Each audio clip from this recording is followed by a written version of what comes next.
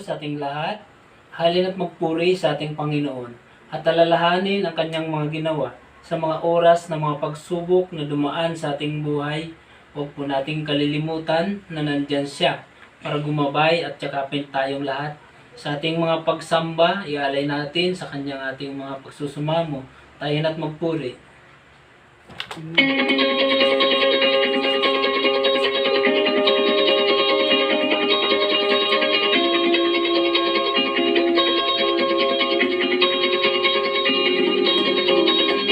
Through you, I can do anything. I can do all things. For it's you who gives me strength. Nothing is impossible.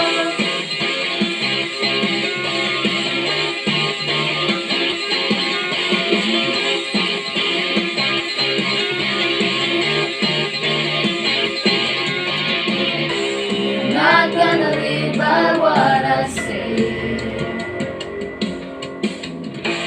Not gonna live by what I feel. Deep down I know that you're here with me. I know that you can do anything. Through you I can do anything. I can do all things. For you gives me strength. Nothing is impossible. Through you blind eyes are open. Strongholds are broken. I am living by faith. Nothing is impossible.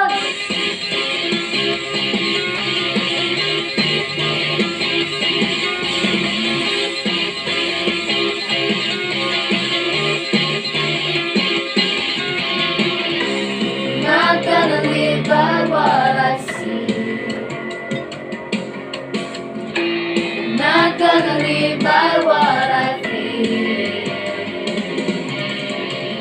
Deep down I know that you're here with me. I know that you can do anything. Through you I can do anything. I can do all things. For it's you who gives me strength. Nothing is impossible. Through you blind eyes are open. Strongholds are broken. I am living by faith. Nothing is impossible.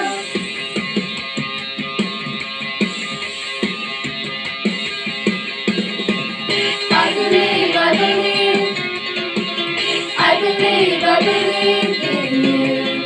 I believe, I believe, I believe, I believe in you. I believe, I believe, I believe, I believe in you. I believe, I believe, I believe, I believe in you.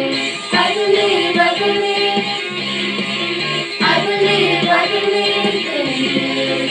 I believe, I believe, I believe, I believe in you. Through you, I can do anything. I can do all things. For you who gives me strength. Nothing is impossible. Through you, blind eyes are open. Strongholds are broken. I am living by faith. Nothing is impossible. I believe, I believe, I believe, I believe in you.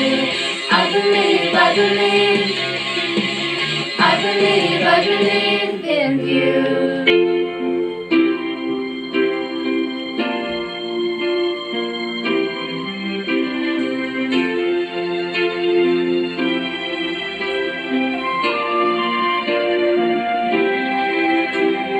God will make a way where there seems to be no way.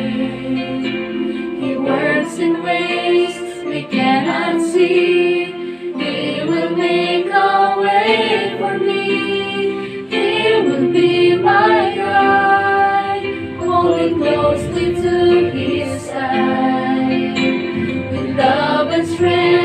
for each new day. He will make a way.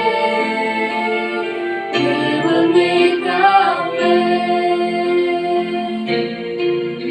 Oh, God will make a way where there seems to be no way. He works in ways we cannot see. He will make a way for me. He will be my guide. Hold me closely to His side. With love and strength for each new day. He will make a way. He will make a way. When I run in the wilderness, He'll lead me. Rivers in the desert will I see. Heaven and earth will fade, but His word will still remain. And He will do something new today. God will make a way where there seems to be no way. He works in ways we cannot see. He will make a way for me. He will be my guide. Hold me closely to His side. With love and strength for each new day. He will make a way. He will make a way. Where a roadway in the desert will lead me. Rivers in the desert will I see. Heaven and earth will fade, but His word will still remain. And He will do something new today. God will make a way when there seems to be no way. He works in ways we cannot see. He will make a way for me. He will be my guide. Hold me closely to His side. Love and strength for each new day. He will make a way. He will make a way. Good evening, everyone. Let us all prepare ourselves as we read the Holy Scripture for this day. This is my Bible. It is God speaking to me. I am who it says I am. I can do what it says I can do. I can have what it says I can have. So I open my heart today to hear God speak a word that will change my life forever. And now, open your Bible on 2 Timothy chapter 3, verses 14 to 17. 2 Timothy chapter 3, verses 14 to 17. But as for you, continue in the truths that will taught you and firmly believe. You know who you teach His word, and you remember that ever since you were a child, you have known the Holy Scriptures, which are able to give you the wisdom that leads you to salvation through the faith in Jesus Christ.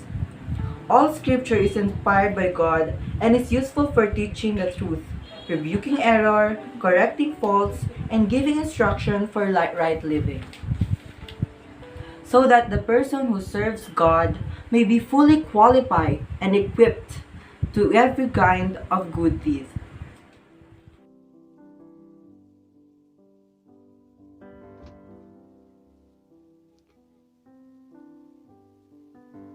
Hallelujah, hallelujah. Muli, magandang umaga, mga kapatid, at muli tayo nagkasama-sama Maraming salamat sa pagkataong ibinigay ng Panginoon na muli tayo makapag-aaral ng kanyang mga salita. At tunay nga na muli ay mabatiin ko lang kayo lahat ng kumusta na kayo. Kumusta na kayo mga kapatid? Kumusta na sitwasyon nyo ngayon?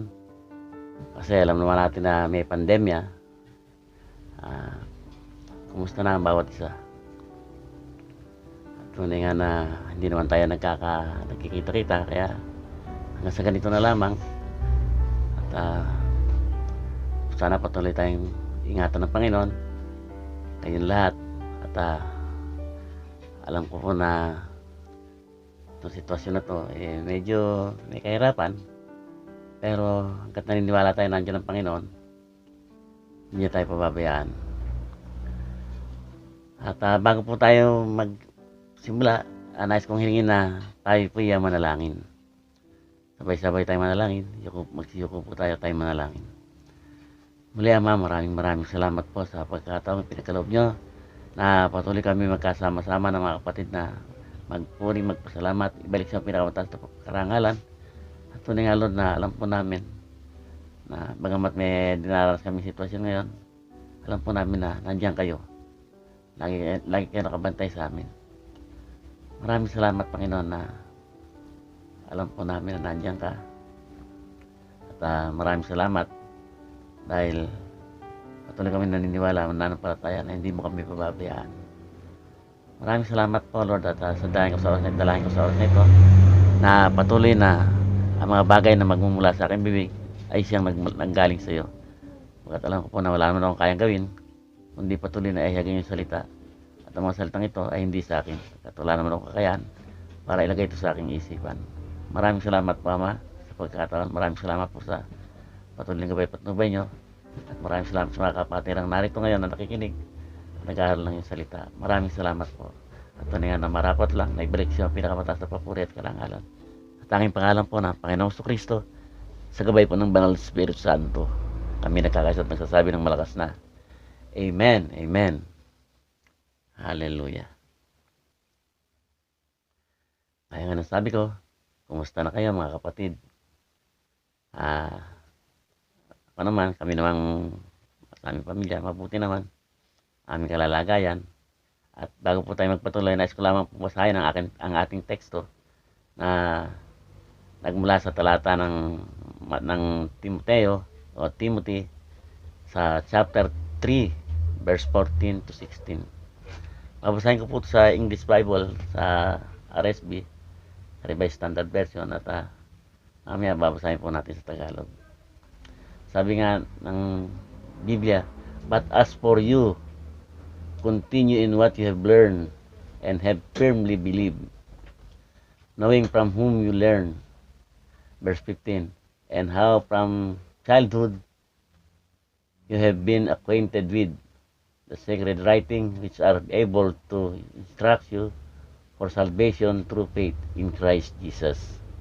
Verse 16, sabi po, "All scripture is inspired by God and profitable for teaching, for reproof, for correction, and for training in righteousness, that the man of God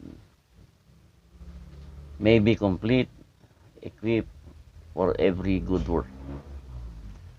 So, alam po ninyo, malalim na katuruan po yung yan. Marami pong katuruang nandiyan sa doon sa karagdagang talata na is.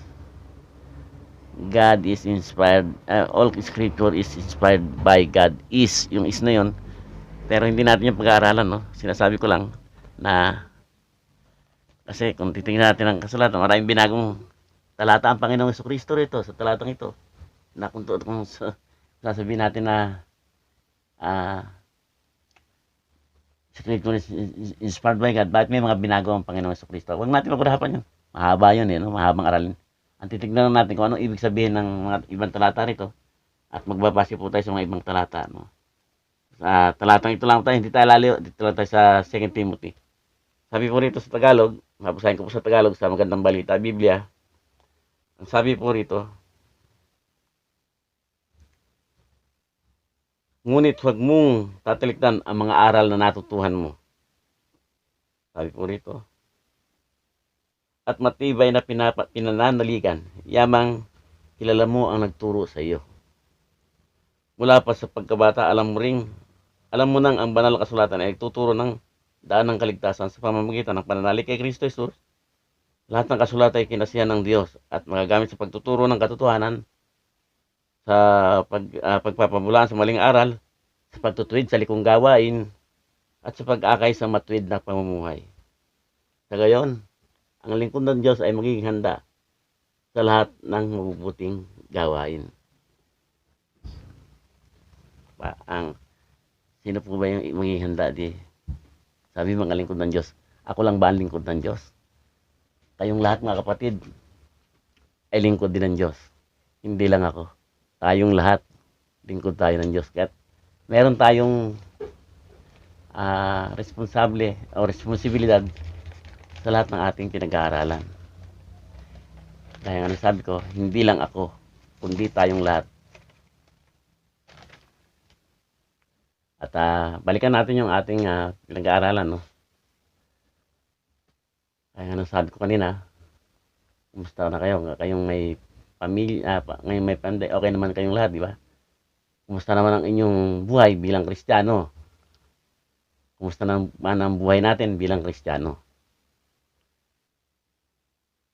Iniisip ko ano? Ano ba talaga ang katungkulan natin mga Kristiyano? Tignan natin yung ilang talata yung ilang bahagi ng talatang ito na ating pagbubulay-bulayan. Sabi nga kumusta naman ang buhay?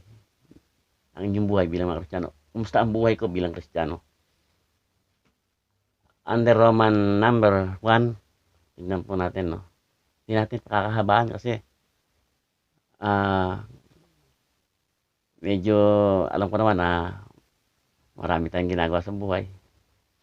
Kaya hindi natin hahabaan ng talatang ito. No? Hindi natin siya para hindi naman kayo mainip. At alam ko namang hindi kayo mainip. At sabi nga, no, sana Roman number 1, ang pinamagatan ko po ito ng teaching o pag-aaral. No? Ang under Roman number 1, ang number 1 ay magulang. Kumusta na kayo mga magulang? Nagtuturo ka pa ba? Nagtuturo pa ba tayo? O ikaw na ang dapat turuan? O tayo na ang dapat turuan? Naalala ko lang, ang Bible po ay nasulat. No? Ang Bible po ay nasulat hindi upang tayo ay patamaan. Ito po ay nasulat upang itama tayo.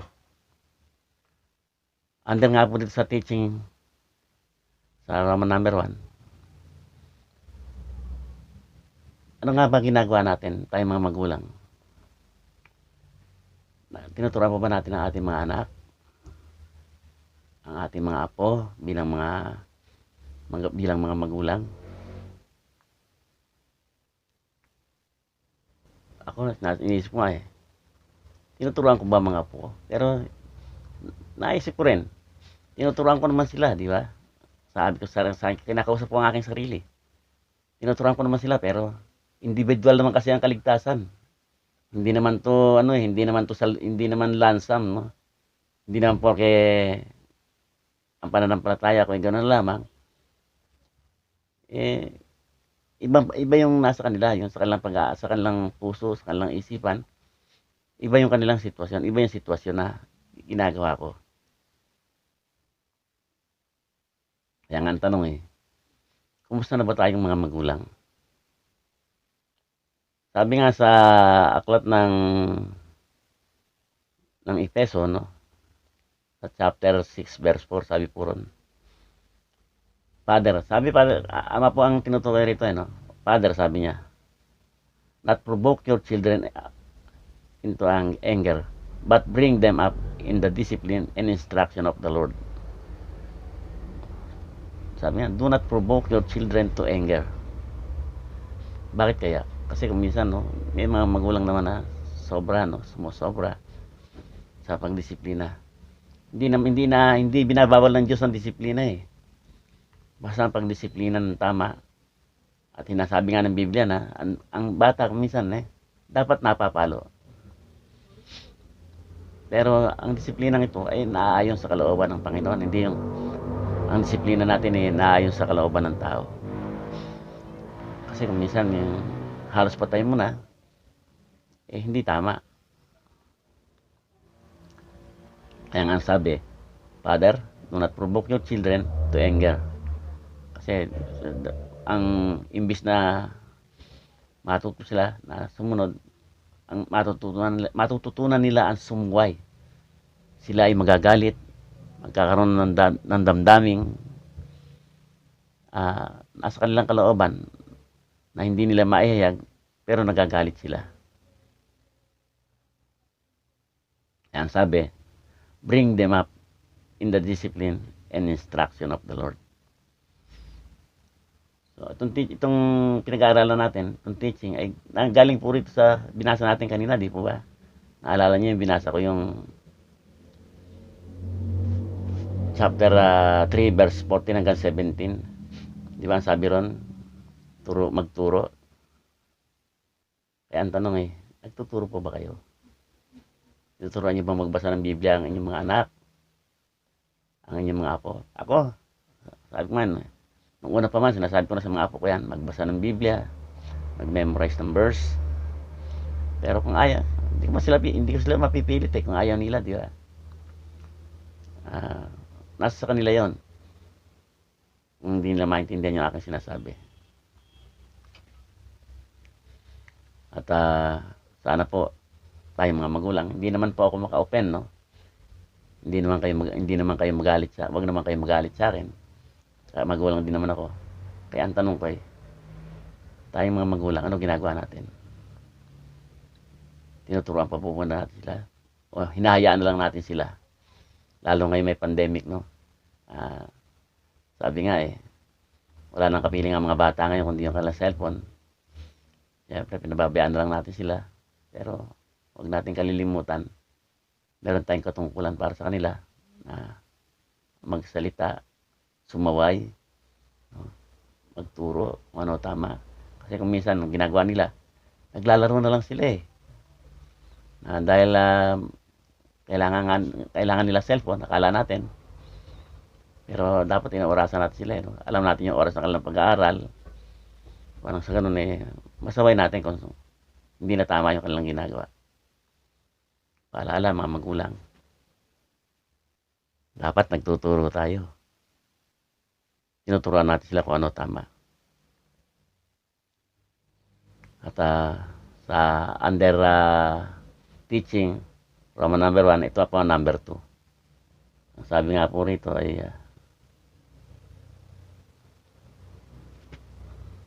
dahil nga nagtuturo tayo, pinapaalala po ba natin sa ating mga anak? Ang sabi nga sa Biblia, no? Naalala po ba niyo sa Proverbs chapter 3 verse 1?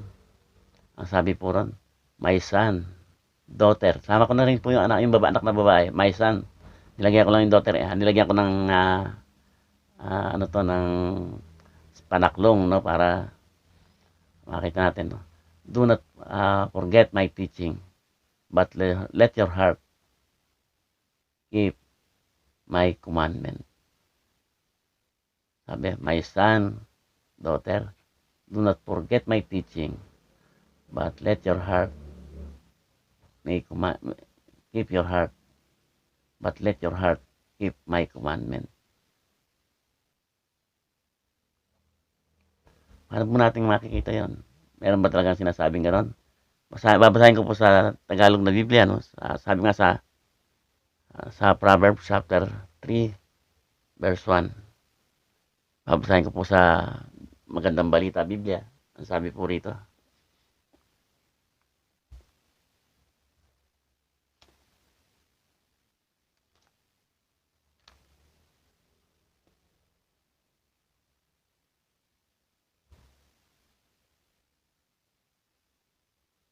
Pasensya na po, medyo napahaba ng konti ang ating paghahanap. Sabi po rito sa Proverbs, chapter 1, chapter 3, verse 1. Sabi po rito sa Tagalog, anak ko, ang aral ko ay huwag mong lilimutin. Lahat ng aking utos, sa isipan mo itanim. Pero mas maba ito. Sabi nga po sa verse 2, upang ang araw mo tumagal, humaba ang iyong buhay, at maging masagana sa lahat ng kailangan. Tinuturo pa po ba natin ito sa ating mga anak? Na binabasa pa po ba natin ang mga talatang ito sa kanila upang maunawaan nila na merong inuutos ng Panginoon sa mga magulang na magturo, no? Ituro sa mga anak kung ano ang dapat gawin. Ituro sa anak paano ang paglapit sa Panginoon. Hallelujah. Hallelujah. Mahirap po talagang gawin, no? Mahirap gawin yung magturo. Di ba lagi nga po sinasabi? Sino sa inyo nagbabasa ng Biblia? May magtataas na kamay, sigurado nagbabasa ng Biblia. Sino po ba nagbabasa ng Biblia sa inyo 2 beses sa isang linggo? Siyempre meron, no? May nagbabasa ng Biblia 3 beses isang linggo. Maaaring may magtaas pa rin, no? 4 na beses sa isang linggo. Sino sa inyo nagbabasa ng Biblia 4 na beses sa isang linggo? Meron pa rin, no? Ang tanong ngayon, sino sa inyo nagbabasa ng Biblia araw-araw? Parang ayaw nyo tumasata ng kamay, ah. Hindi po ba? Dapat tinuturo natin sa ating mga anak ang pagbabasa ng Biblia. Kung ayaw lang magbasa, tayo magbasa para makita nila na nagbabasa tayo. Ako nga po dahil pati ang cellphone ngayon may Biblia na.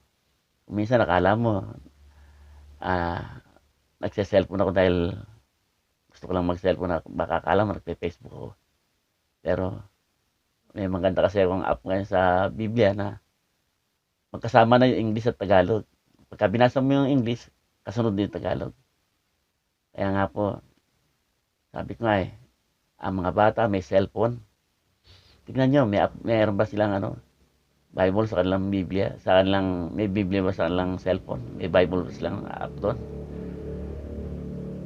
Para kahit paano, meron silang nababasa. Sabi nga, lahat ata ng cellphone ngayon, merong ng Bible, no? At ang isa pang tama na dapat gawin, sabi nga, di ba sa chapter 3 verse 16, sabi nga, magamit sa pagtuturo, sa pagtutuwid, o sa pagkukorek ng mga maling gawain, no? At mga bulok na dapat gawain, no? Dapat ituwid. Di po ba? Kaya nga, dapat na may turo natin sa kanila ito. At tingnan po natin yung sa under ng Roman number 2. Roman number 2 na tayo, no? Ito naman tayo sa correction. Sa pagtutuwid. Sabi po rito, correction. Mababasa po niyo sa chapter 3 verse 16. Na ikino-correct, no? Tinuturuan ng mga lingkod ng Diyos na mag-correct o magtama. Paano nyo ito naunawaan? Maunawaan. Alam ko na naunawaan naman ninyo, ibig ko sabihin, no? Sabi nga, sa correction, no? Mahirap gawin talaga yung pagtutuwid, Paano may tutuwid lalo na yung baluktot na talaga, no? Kung ihaldo na sa isang kahoy, no? O sa isang puno na habang tumutubo, maliit pa, no? Habang maliit pa siya, lumaki siya ng baluktot. Mahirap po siya ituwid, di po ba? Pagka pinilit mo siya ituwid, mababali na. Kaya nga po, di ba sabi sa Biblia, train the child when he should go. So, di po ba? Train the child. Bata pa, turuan na natin sila. Sabi nga, hanggang sa kanyang paglaki, hindi niya ito malilimutan. When he's old, ba? Ang ganda nga ng pagkaturo nun eh. Turuan niyo ang bata, hanggang sa kanyang paglaki, hindi niya ito malilimutan. Kaya, itinuro niyo, hindi niya ito malilimutan. Kaya nga, under correction, tingnan natin yung sa Roman number 2, number 1, sabi, mahirap gawin ang pag-correct. Sabi nga pero kahit mahirap gawin, ang Panginoong Hesus nga eh, di ba, ginawa niya yung pagtutuwid sa mga maling gawin ng mga apostol. Naalala niyo yung kwento na mismong si Apostol Pedro, tinuwid ng Panginoon, no? Kinorek siya ng Panginoon. Dahil meron siya sinabi na isang bagay na sabi ng Panginoon sa di ba, yung mga dapat mangyari sa Panginoon na hindi dapat mangyari sa Panginoon, sabi niya, nung sinabi ng Panginoon yun, no, sabi, and Peter took him and began to rebuke him, saying, God forbid, Lord, this shall never happen to you. Sabi niya, sa Matthew, chapter 16, verse 22. Sabi niya sa 23, sumagot ang Panginoong Jesucristo. But he turned and said to Peter, get behind me, Satan. Kung meron kang kaibigan, o meron kang anak, o meron kang asawa, na dapat ituwid, paano mo kaya sasabihin? Ang Panginoong Hesus, di ba, sabi nga niya, pumunta ka sa likuran ko, Satanas, sabi niya. Di ba? Sabi niya, for you are not on the side of God, but devil.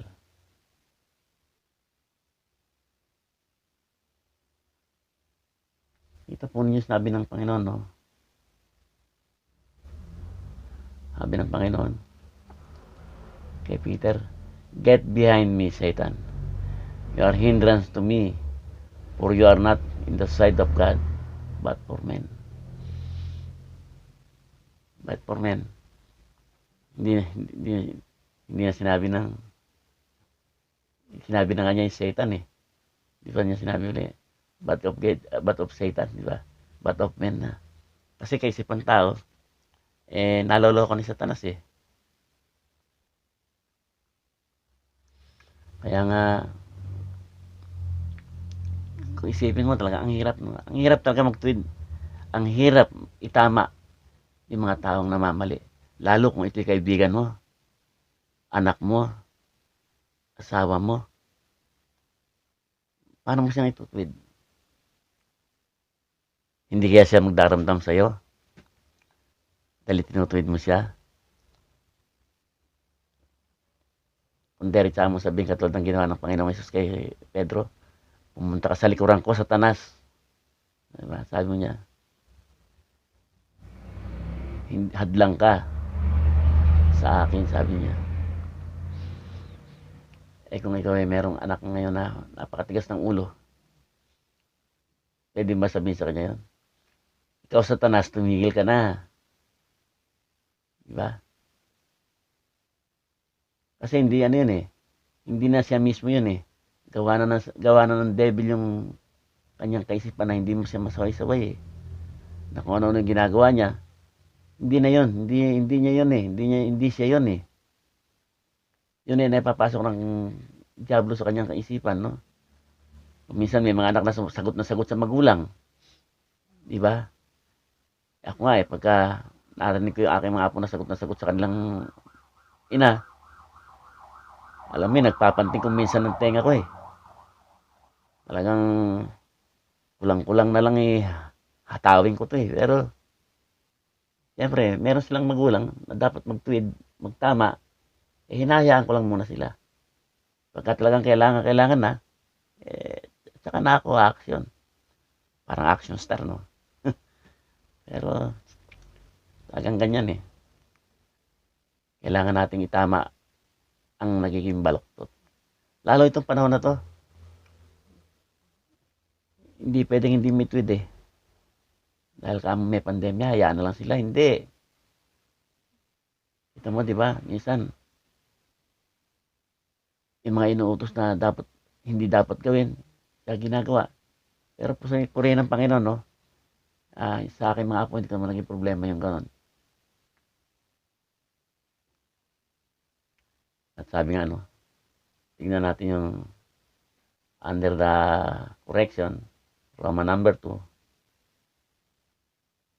Ay, tingnan natin sinasabi rito sa pangalawa. Sabi nga nun,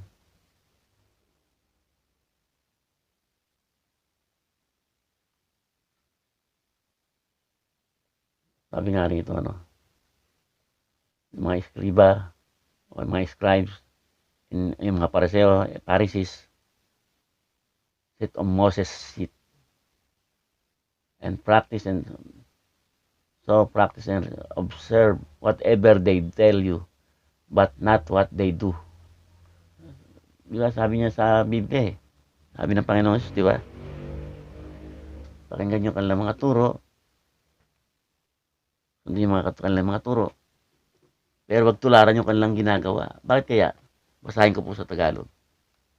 Para makita po natin ang ibig sabihin ng Panginoon. Dito po sa Matthew chapter 16.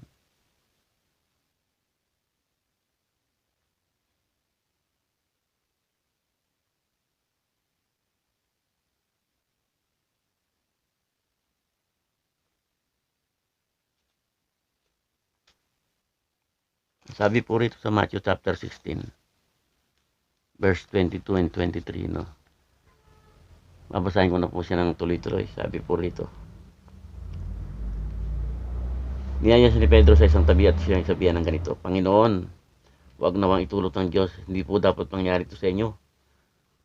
Ngunit hinarap siya ni Jesus at sinabihan, lumayo ka Satanas, hadlang ka sa aking landas.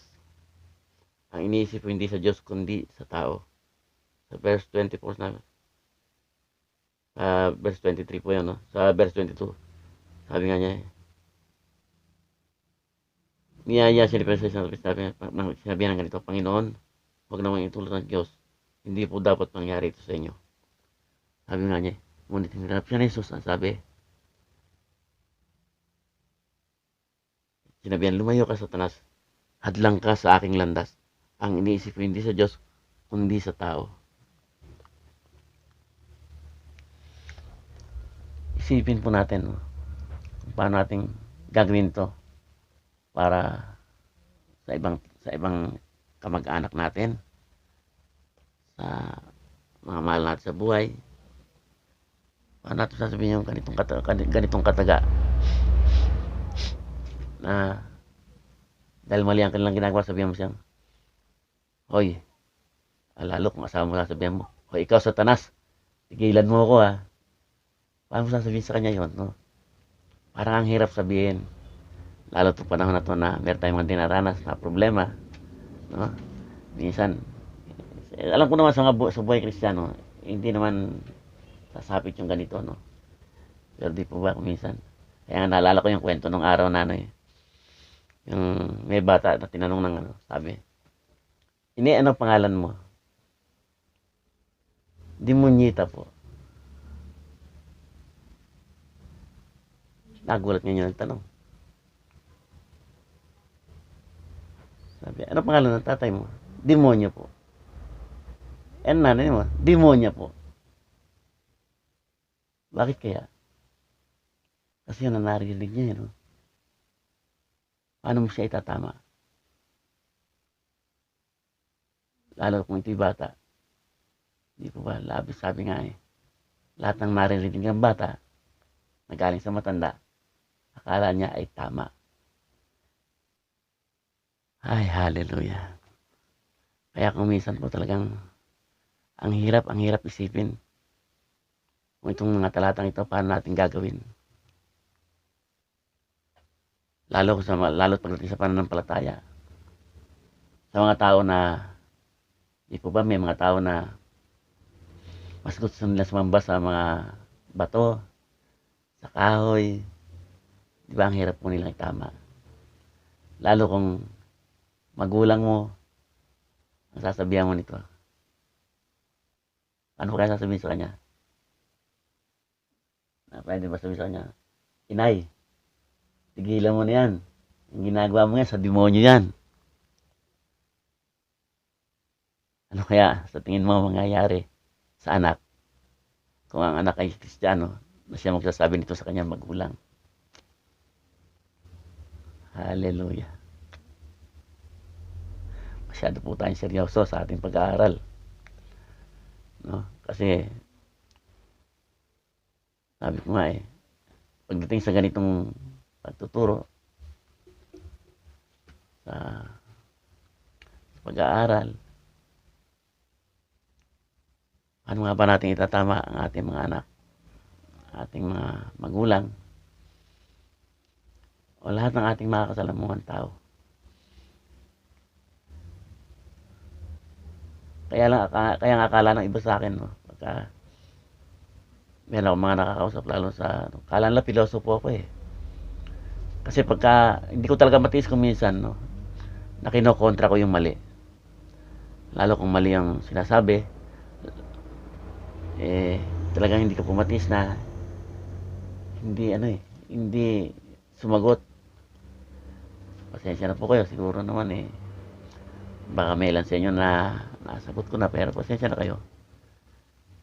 Ganun ang ugali ko Pagka hindi talaga makakatiis. Pagka alam kong mali, sinasabi ko mali. Ay nako, hallelujah. Tunay nga na huwag na natin itong pakahabaan, no? Gawin na po tayo rito sa Roman number 3. Ang sabi po rito for training in righteousness. In Roman number 3, number 1, ang sabi ko po rito, study. Mag-aral. Mag-aral na mag-aral. Mag-aral. Under Roman number 3, number 2, read the Bible. Magbasa po tayo patuloy. Hindi ko naman po inaano na ako'y nakababad sa Biblia, no? Pero wag po natin kalimutan na magbasa tayo, magkaroon tayo ng oras pagbabasa ng Biblia. Magkaroon talaga tayo ng quiet time. Pag-aralan po natin ito. Kasi ito po yung love letter ng Panginoon sa atin Di po ba panahong tayo sabihin natin tayo naliligaw, uso pa sulat, di pa uso text ng araw Hindi katulad ngayon, text lang di po ba? Nung araw, sulat Bagay yung text nga, binabasa rin, di ba? Pero yung sulat talagang nararamdaman mo sa sulat. Talagang yung damdamin ng sumulat ay nandun sa isinulat. Kaya habang binabasa mo to, nararamdaman mo. Ngayon, pagka nagbabasa ba kayo ng Biblia, nararamdaman nyo. Maaaring hindi kayo maniwala, no? Pagka binabasa ko po yung kasaysayan ni Apostol Pablo, na kung paano siya nag-umpisa, galit na galit ako sa kanya nung una Habang binabasa ko, nagagalit ako sa kanya Pero pagdating doon na nang 6 mampalataya sa Panginoong Hesus, naiiyak naman ako dahil sabi nga niya ron no? Na kinalimutan niya yung lahat. Hinarap niya yung panibagong buhay na kanyang hinaharap. Wala siyang kinatakutan. Talagang lahat ginawa niya, kinalimutan niya yung buhay niya nakaraan. Di ba nga yung nung mamatay si Esteban, kasama siya ron nung mamatay si Esteban. Sabi ko nga bakit pinili mo siya ng Panginoon, di po ba? Iba yung Panginoon mamili Ang pinipili ng Panginoon ay talaga yung meron siyang sasabihin patotoo sa kanyang sarili. Ang patotoo niya, di po ba? Napakasalbahe niyang tao. Napakatalino niyang tao. Bakit? Nakakagawa nga siya ng mga sulat, nakakahingi siya ng mga sulat, nakakahingi siya ng gagawin niya para manghuli o hulihin yung mga Kristiyano. Pero nung hinuli siya ng Panginoon, nakita po ninyo, no? Nung hinuli siya ng Panginoon, talaga namang nung mahuli na siya, nung ikinadena siya ng Panginoon, ano nangyari sa kanya? Di po ba? Kahit mabilanggo siya, ipapahayag niya yung salita ng Panginoon. Kahit tumanggap siya ng maraming palo, maraming beses na nabilanggo, Sabi nga, naiiyak ako nung mabasa ko yung kasaysayan niya ng bandang huli hanggang sa paano siyang paano niyang hinarap ang paglilingkod sa Panginoon. Kung paano niyang itinutuwid ang mga tao. Hindi po ba? Buhay niya nakataya para ituwid ang mga tao. Kaya sabi nga sa bandang huli na ating pag-aaral, una, number 1, study. Number 2, read the Bible. Number 3, study pa rin. Mag-aaral pa rin tayo. Huwag natin titigilan. Kasi, yung pag-aaral, pagbabasa, pag-aaral, alam po ninyo, ako nga sabi ko nga ako dating, ayokong basahin ang dating Biblia Pero matutuhan kong basahin yan. Talaga namang napakasarap po niyang basahin. Kaya nga naalala niyo yung ako na punta sa ating conclusion, no? Siguro, itong lagi natin binabasa, yung lagi yung ginagawa ng ating mga kapatiran na nagbabasa ng scripture, no? Yung, this is my Bible. Ito yung conclusion ko, no? This is my Bible. Sabi nga, it is God speaking to me. I am which says I am. I can do what it says I can do. I can have what it says I can have. So I open my heart. Binubuksan niyo pa ba yung puso niyo sa Panginoon? So I open my heart today, ngayon, to hear God speak a word that will change my life forever. Sabi ko nga nung una sa pasimula ng ating pag-aaral, no? Ang Biblia, hindi ginawa para tayo patamaan. Ang Biblia ginawa para tayo itama. Bakit? Kaya nga sabi ko, nagtuturo po ba kayo? Tinuturuan pa ba ninyo mga anak ninyo? Tinuturuan pa ba ninyo lahat ng dapat naturuan? At yung pangalawa, kinokorek niyo pa ba? Yung dapat i-correct. Tinatama niyo ba yung kanilang mga maling gawain? Itama niyo po sila. Huwag niyong kalimutan. Responsable po tayong lahat. Hindi lang ako, hindi lang si Pastor Boy, si Pastor Bel. Lahat tayo bilang mga magulang. Responsable tayong lahat sa bagay na ito. Huwag po nating pabayaan na kahit isa ay merong kamali ang nagagawa. Sikapin po natin na maitwid po natin ang bawat isa. At ulitin ko po ang ating conclusion. This is my Bible. It is God speaking to me. Di po ba? This is my Bible. Lahat naman tayo may Biblia, di po ba? Ang sabi nga, this is my Bible.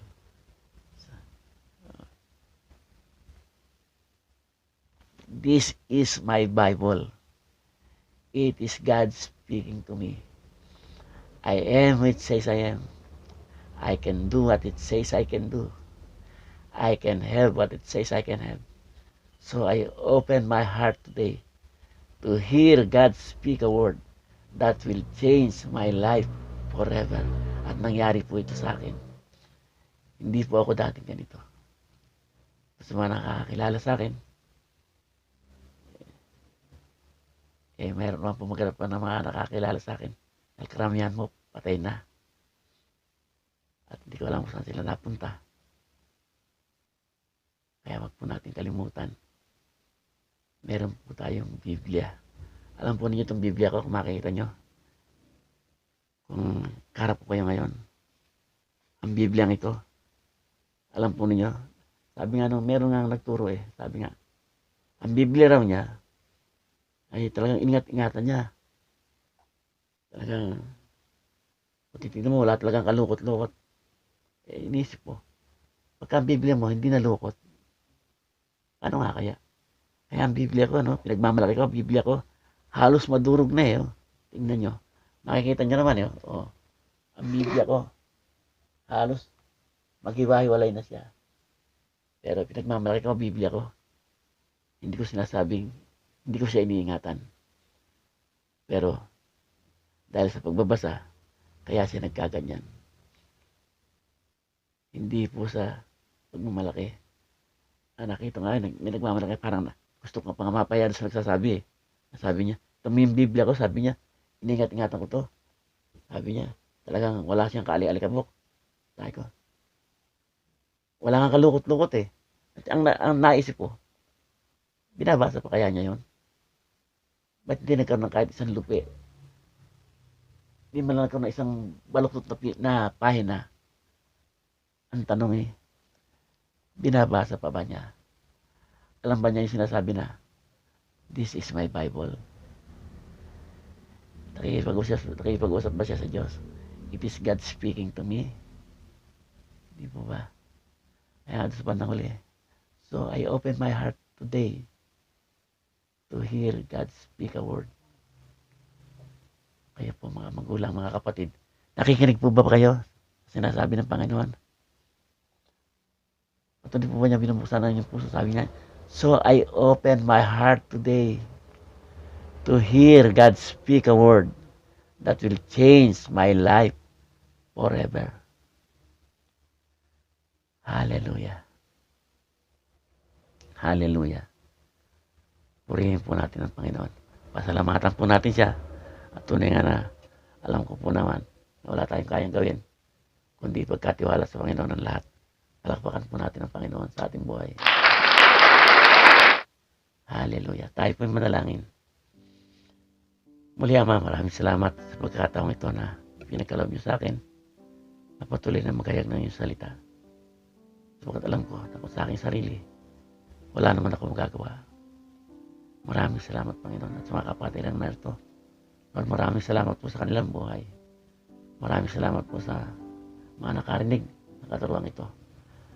Nawa po, Panginoon, ang bawat isang nakarinig ay patuloy na hawakan, basahin ang kanilang Biblia at matutunan nila itong gamitin sa pagtutuwid, sa pag-aaral, sa pangangaral, at sa lahat ng bagay, Panginoon, na pwedeng gawin upang ang tao ay mailapit sa iyo. Upang ang mga anak, mga apo, ay patuloy na mailapit sa Panginoon at makilala na nila kung gaano kadakila ang Diyos na aking pinananampalatayanan. Panginoon, maraming salamat.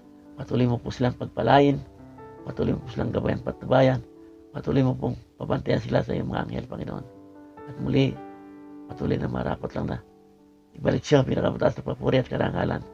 At ang kinin na narinig mo lahat ang aming panalangin, maging hindi namin nabanggit sa oras na ito. Lord, muli maraming salamat. At tunay nga sa pangalan ng Panginoon Kristo, binabalik namin siya pinakamataas na papuri at karangalan. In Jesus' mighty name we pray. At kami nagkakaisa at nagsasabi ng malakas na Amen, Amen, and Amen. Hallelujah.